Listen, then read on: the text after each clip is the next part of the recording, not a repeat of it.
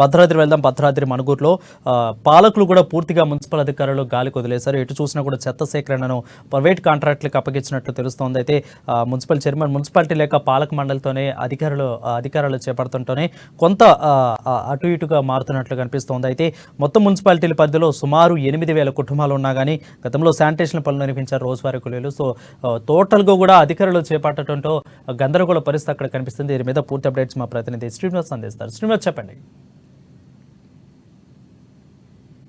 కొత్తగూడెం జిల్లాలో ఉన్నటువంటి 4 మున్సిపాలిటీలు ఇల్లందు, కొత్తగూడెం, పాల్వంచ, మణుగూరు.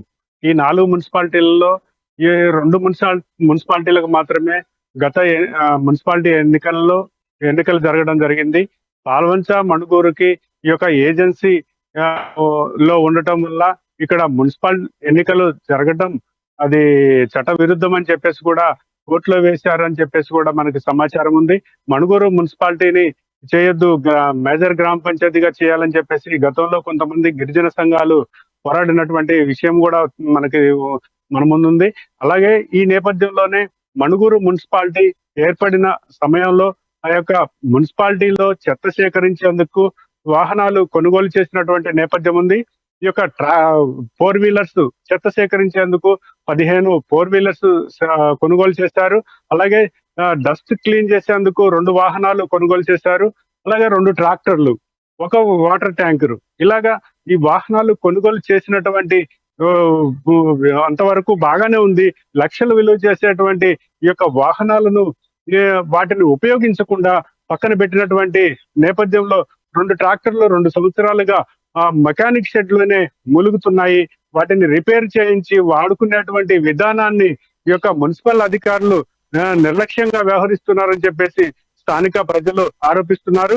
ఇలాగే ఈ యొక్క లక్షల రూపాయలు కొనుగోలు చేసినటువంటి ఈ యొక్క వాహనాలను చెట్ల కింద వదిలేసి ఈ యొక్క తుప్పు పట్టే విధంగా తయారైనటువంటి పరిస్థితి ఉంది. అవి సంవత్సరాలు గడుస్తున్నటువంటి నేపథ్యంలో ప్రస్తుతం అవి పనిచేసేటువంటి విధానం కూడా లేదని చెప్పేసి కూడా ప్రజలు ఆరోపిస్తున్నారు. ఇప్పుడు తాత్కాలికంగా వెంటనే తీసుకొచ్చి ఉపయోగించాలన్నా అవి ఉపయోగపడవు. కొన్ని సంవత్సరాలుగా అవి మూలన పడి ఉండటం వల్ల వాటిని మళ్ళీ మరమ్మతులు చేయించాలంటే బోళ్ళంత ఖర్చు అవుతుందని కూడా ప్రజలు ఆరోపిస్తున్నారు. ఈ నేపథ్యంలో ఈ యొక్క సామాన్య కుటుంబానికి చెందినటువంటి ఒక వ్యక్తి ఏదైనా ద్విచక్ర వాహనం కొనాలంటే అంటే ఆర్థికంగా స్తోమత చూసుకొని స్తోమత లేనప్పుడు అతను కొనుగోలు చేసేటువంటి విధానం ఉండదు. కానీ ఈ యొక్క అధికారులు లక్షలు విలువ చేసేటువంటి వాహనాలను కొనుగోలు చేసి ఇలా నిర్లక్ష్యంగా పడేయటం వలన ప్రజాధనం ఎంతో వృధా అవుతుందని చెప్పేసి కూడా ప్రజలు ఈ రోజు ఆరోపిస్తున్నారు. ఇకనైనా అధికారులు స్పందించి ఈ యొక్క మూలన పడేసినటువంటి వాహనాలను వాడుకలోకి తీసుకొచ్చి ఉపయోగించే విధంగా చర్యలు తీసుకోవాలని చెప్పేసి మణుగూరు పట్టణ ప్రజలు కోరుతున్నారు. వరుణ్, రైట్ శ్రీనివాస్, అయితే స్వీపింగ్ మిషన్ల యంత్రాలు శిథిలావస్థకు చేరటానికి అసలు కారణం ఏంటి? దీన్ని వాడకపోవటమా, లేదంటే అంతగా ఈ పని చేయకపోవటమా, లేదంటే చూసి వీటిని కొనుగోలు చేయలేదా? అసలు ఎందుకు శిథిలావస్థకు చేరుకున్నంత పరిస్థితి అక్కడ ఎందుకు వచ్చింది? అధికారుల లోపమేనా ఇదంతా కూడా?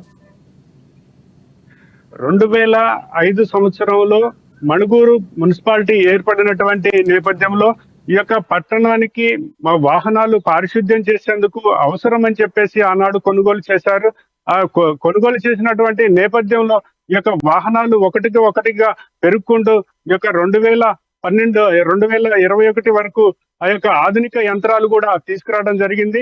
ఆధునిక యంత్రాలు తీసుకొచ్చారు, పాత వాహనాలు ఉన్నాయి, కానీ వాటిని ఉపయోగించడంలో అక్కడి అధికారులు పూర్తి నిర్లక్ష్యంగా ఉన్నారని చెప్పేసి స్థానిక ప్రజలు ఆరోపిస్తున్నారు. ఈ నేపథ్యంలోనే ఈ యొక్క వాహనాలు ఎందుకు పనికి రాకుండా చెట్ల కింద పడేసి కార్యాలయంలో ఉంచడాన్ని తీవ్రంగా విమర్శిస్తున్నారు ప్రజలు. ఈ విధమైన విధానాలని అధికారులు ఆ యొక్క పక్కన పెట్టి వెంటనే ఆ యొక్క వాహనాలను వాడుకలోకి తీసుకొచ్చి ప్రజాధనం వృధా కాకుండా చూడాలని చెప్పేసి ఈ యొక్క పట్టణ ప్రజలు కోరుతున్నటువంటి నేపథ్యం ఉంది. Varun, right, thank you Srinivas. అది చూసుకున్నట్లయితే మణుగూరులో పరిస్థితి మున్సిపాలిటీకి పాలక మండలి లేకపోవడంతో ఇదంతా కూడా వస్తుంది, ఇదంతా కూడా జరుగుతుందని చెప్పుకోవచ్చు. అయితే అధికారుల పర్యవేక్షణలో పరిపాలన అయితే ఇప్పుడు ప్రజెంట్ కొనసాగుతుంది. కానీ శిథిలావస్థకైతే చేరుకున్నాయి మిషన్లు. దాదాపు 8,000 కుటుంబాలు కూడా తీవ్రంగా నష్టపోతున్నట్లు మున్సిపాలిటీ పరంగా తెలుస్తూ ఉంది. So thank you Srinivas for the updation.